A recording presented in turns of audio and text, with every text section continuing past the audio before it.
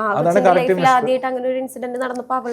അതാണ് ഞാൻ പറഞ്ഞത്. ഇതുപോലത്തെ ഇതിനപ്പുറത്തെ ഇൻസിഡന്റ് എന്റെ ജീവിതത്തിൽ പലയിടത്തും നടന്നിട്ടുണ്ട്. പക്ഷെ ഇതൊന്നും വിളിച്ചു പറഞ്ഞു നടക്കുക അല്ലെങ്കിൽ അത് അങ്ങനെ ആക്കാൻ നമുക്ക് തോന്നാത്ത ഒരു ബോധമുണ്ട്. മനസ്സിലായോ? ആ ബോധം ഇല്ലാത്ത ആൾക്കാർ ഇത് പൊക്കിക്കൊണ്ടാണ്. പക്ഷെ ചേട്ടന്റെ പ്രായമല്ലല്ലോ ആ കൊച്ചിന്. അല്ല, അതുപോലെ അതേ പ്രായത്തിലുള്ള വേറെ പിള്ളേരുണ്ട്. ഇതൊക്കെ വേണ്ട രീതിയിൽ ചെയ്യുന്നവരുണ്ട് ഇവിടെ. നമ്മൾ കാണുന്ന ഇവരെ മാത്രമേ ഉള്ളെന്നുള്ള. ചിലപ്പോൾ എനിക്കറിയാവുന്ന കുറേ പേര് ഇതുപോലത്തെ ഇൻസിഡൻസ് എന്നോട് പറഞ്ഞിട്ടുണ്ട്. അവരെന്താ ചെയ്തതെന്ന് എനിക്കറിയാം.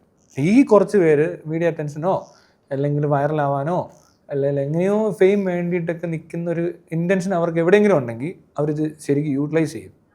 അത്രേ നടന്നിട്ടുള്ളൂ. താൻ നോക്ക്, ഇവിടെ പറഞ്ഞവരെല്ലാം വൈറലാകുന്നവർ തന്നെയാണ്. വേറെ സാധാരണക്കാരായിട്ട് ഒരാൾ പോലും വന്ന് പറയുന്നത് വൈറലാകത്തില്ല. അവർക്കത് പറയേണ്ട രീതിക്ക് പറയാനും അറിയത്തില്ല.